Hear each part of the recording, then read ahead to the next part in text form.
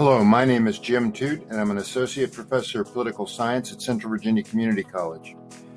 In this video, we'll discuss civic engagement. Americans no longer meet the ideal of involved and fully informed citizens that derives from the concept of the New England town meeting of the colonial period, where the entire community took part in civic affairs. A New England town meeting was a form of direct democratic participation as characterized by meetings of entire communities in New England during the colonial period. Americans participate in politics in many different ways, such as voting, contacting leaders, holding public office, and protesting. Social movements that mobilize large numbers of people on behalf of a cause are an important dimension of American political involvement.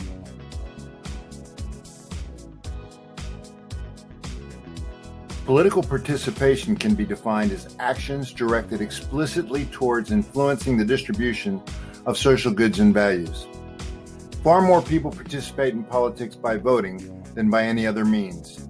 Yet there are many other ways to take part in politics that can involve varying amounts of skill, time, and resources. People can work in an election campaign, contact public officials, circulate a petition, join a political organization, and donate money to a candidate or a cause. Serving on a local governing or school board, volunteering in community, and running for office are forms of participation that require significant time and energy. Organizing a demonstration, protesting, and even rioting are other forms of participation. People also can take part in support activities, more passive forms of political involvement. They may attend concerts or participate in sporting events associated with causes, such as the race for the cure for breast cancer. So support activities are routine or habitual acts that show support for or dissatisfaction with the political system. For many people, voting is the primary means of taking part in politics. A unique and special political act, voting allows for the views of more people to be represented than any other activity. Every citizen gets one vote that counts equally. Over 90% of Americans agree with the principle that citizens have a duty to vote. Registered voters must meet eligibility requirements and have filed the necessary paperwork that permits them to vote in a given locality. In addition to the requirement that voters must be 18 years of age, states can enforce residency requirements that mandate the number of years a person must live in a place before being eligible to vote. A large majority of people who have registered to vote participate in presidential elections. Social, cultural, and economic factors can keep people from voting. Some barriers to voting are informal. The United States holds a large number of elections, and each is governed by specific rules and schedules. With so many elections, people can become overwhelmed, confused, or just plain tired of voting. Other barriers are structural. Voter registration laws were implemented in the 1860s by states and big cities to ensure that only citizens who met legal requirements could vote. Residency requirements limited access to registration offices. Closing voting rosters weeks or months in advance of elections effectively disenfranchised voters. Over time, the residency requirements were relaxed. Beginning in the 1980s, some states, including Maine, Minnesota, and Wisconsin, made it possible for people to register on Election Day. Turnout in states that have Election Day registration averages 10 points higher than in the rest of the country. In 1993, Congress passed the National Voter Registration Act, also known as the Motor Voter Law, allowing citizens to register at motor vehicle and social service offices. In all states except Maine, Vermont, and Massachusetts, inmates serving time for committing felonies lose their right to vote. At least 10 states prohibit former felons from voting even after they have served their time. States argue that the legal authority to deny convicted felons voting rights derives from the 14th Amendment, which stipulates that voting rights of individuals guilty of participation in rebellion or other crimes can be denied. Voter turnout depends on the type of election. Only a small number of people, generally under 1/4 of those eligible, participate in local, county, and state elections. Midterm elections, in which members of Congress run for office in non-presidential election years, normally draw about 1/3 of eligible voters. Voter turnout in presidential elections is generally higher than for lower-level contests. Usually more than half the eligible voters cast a ballot. Voter turnout. The preferred turnout rates are those calculated with the voting eligible population as the denominator. The voting eligible population represents an estimate of the persons eligible to vote, regardless of voter registration status in an election, and is constructed by modifying the voting age population by components reported in the rightmost columns in the following tables.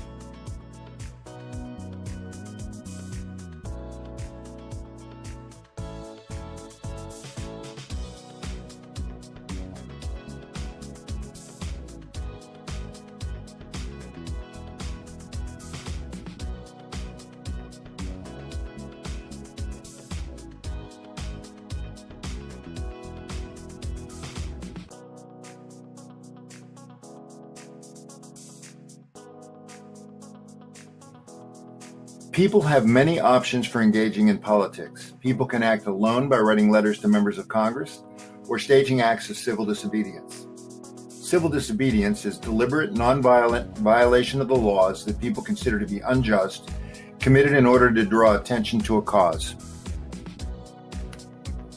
Expressing opinions about leaders, issues, and policies has become one of the most prominent forms of political participation. The number of people contacting public officials at all levels of government has risen markedly over the past 3 decades. 17% of Americans contacted a public official in 1976. By 2008, 44% of the public had contacted their member of Congress about an issue or concern. Protests involve unconventional and sometimes unlawful political actions that are undertaken in order to gain rewards from the political and economic system. Protest behavior can take many forms. This tactic was used effectively during the 1960s civil rights movement when African Americans sat in whites-only sections of public buses. College students in the 1960s used demonstrations to voice their opposition to the Vietnam War. Today, students demonstrate to draw attention to causes. About half the population takes part in national and community political affairs by joining an interest group, issue-based organization, civic organization, or political party. Organizations with the goal of promoting civic action on behalf of particular causes or single-issue groups have proliferated. Maybe you coach a Little League team, visit seniors at a nursing home, or work at a homeless shelter. If so, you are taking part in civil society. Civil society is the community of individuals who volunteer and work cooperatively outside of formal governmental institutions. Civil society depends on networks based on trust and goodwill that form between friends and associates and allow them to work together to achieve common goals. People get involved in politics for a variety of reasons. They may be personally motivated because of an event that changed their lives. They may receive invitations to participate from friends, organizations, political parties, or a candidate's campaign. A person's socialization, life experience, and attitudes towards politics can influence participation. Some people have a strong sense of civic duty and believe that they can influence government, which compels them to act. Interest groups and candidates' campaigns can encourage people to take part in politics.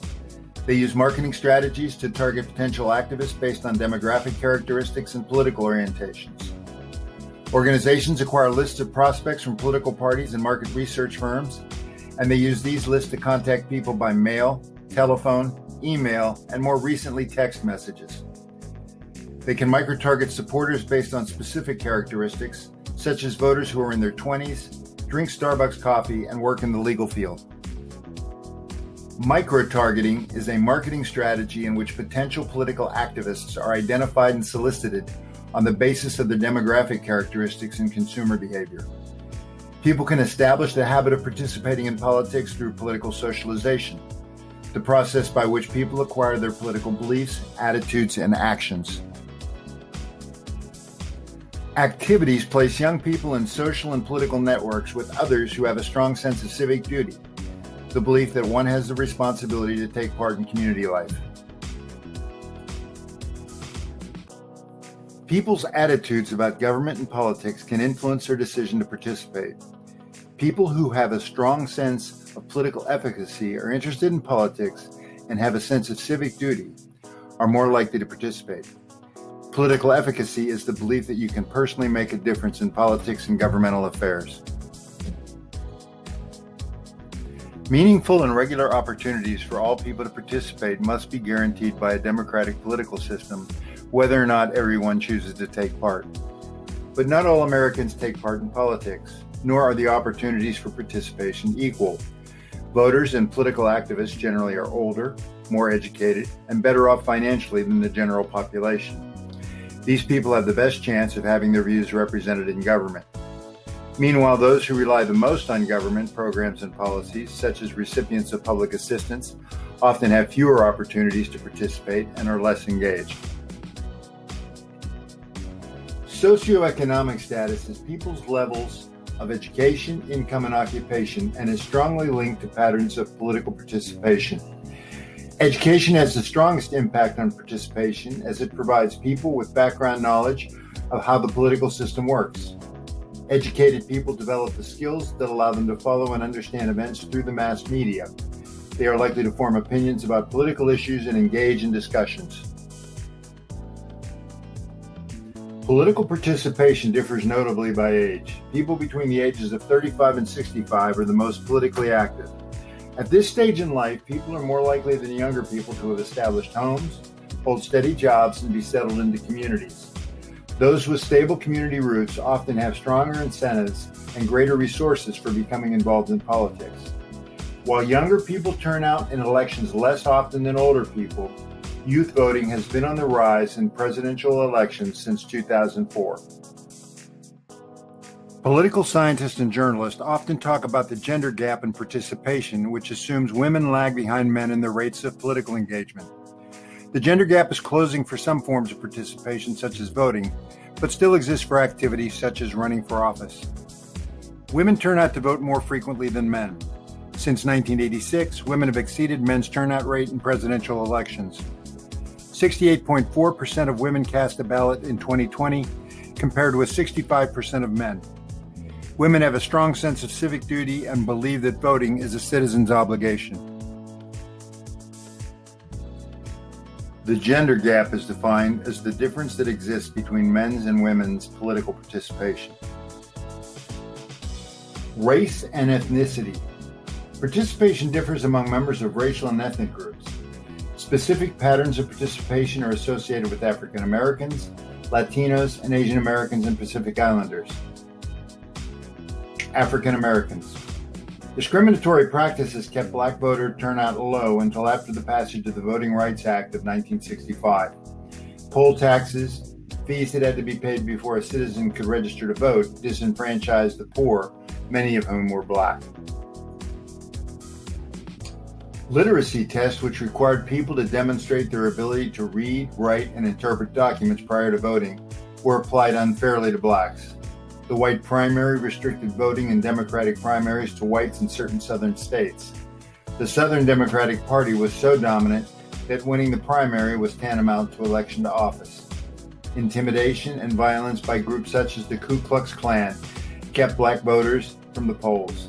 Eventually, civil rights protests and litigation resulted in the elimination of formal barriers to voting. Poll taxes were fees that had to be paid before a citizen could register to vote. This requirement disenfranchised the poor, including Black citizens. Literacy tests were tests requiring people to demonstrate their ability to read, write, and interpret documents before being allowed to register to vote, and that were used to deny Blacks voting rights. The white primary was the Democratic Party primary elections in certain southern states that permitted only whites to vote. The Latino population in the United States is well established and has grown to over 60 million people from diverse countries of origin. Although they form a substantial political bloc, only 53.7% of eligible Latino voters turned out in the 2020 presidential elections. Latinos tend to participate in other forms of political activity with less frequency than either white or Black citizens. In 2010, 3 Latino candidates were elected to top offices including 2 governors and 1 senator for the first time in history. Asian Americans and Pacific Islanders are the fastest growing and most diverse ethnic group. Yet their rates of participation are lower than for other groups. In 2008, 48% of Asian Americans turned out to vote. Cultural factors contribute to the lower levels of Asian American and Pacific Islander voting.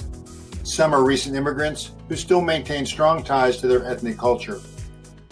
2020, however, saw remarkable gains.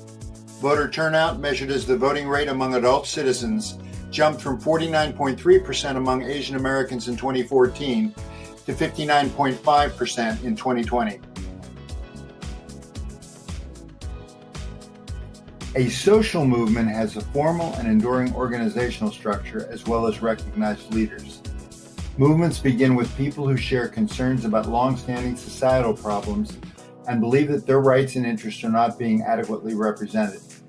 They can evolve from grassroots groups into national organizations and even become interest groups that lobby government officials. Social movements can last for months, years, or even decades.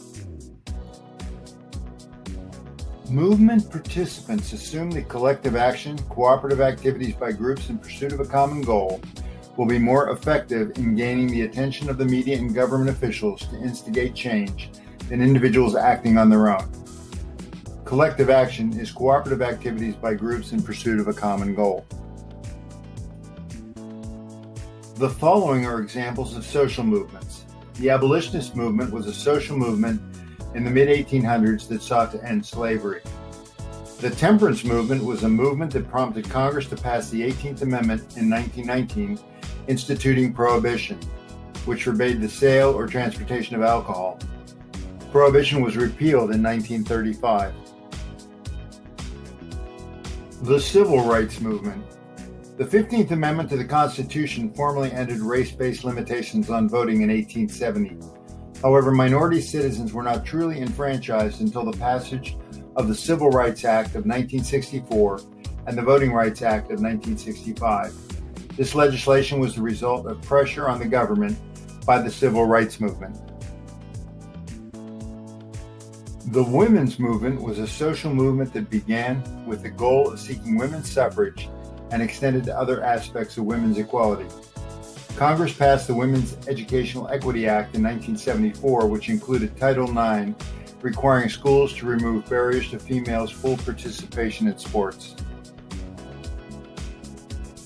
The Women's Educational Equity Act was legislation passed by the U.S. Congress to guarantee women the same educational opportunities as men, and that includes Title IX, which requires schools to remove barriers to females' full participation in sports. Disabled Americans formed a movement that resulted in the passage of the Americans with Disabilities Act of 1990, guaranteeing that no individual will be excluded from the benefits of any program or activity receiving public funds because of a handicap. The gay rights movement has succeeded in having policies enacted to fight discrimination in the workplace, increase access to medical benefits, and stop bullying in schools. The Christian right emerged in the 1980s as groups of evangelical Protestants found common ground in shared ideological beliefs, including support for marriage and traditional two-parent families, a pro-life position on abortion, local control of education and homeschooling, and the protection of young people from pornography. It has become aligned with the conservative wing of the Republican Party. The Tea Party is a loosely organized grassroots political movement formed in February 2009, whose members advocate reduced government spending, lower taxes, and a strict interpretation of the U.S. Constitution. The interaction between media and political participation is complicated. Media can encourage or discourage participation by drawing attention to political leaders, events, and issues. New media in particular not only allow people to monitor politics, but also provide them with options for active engagement.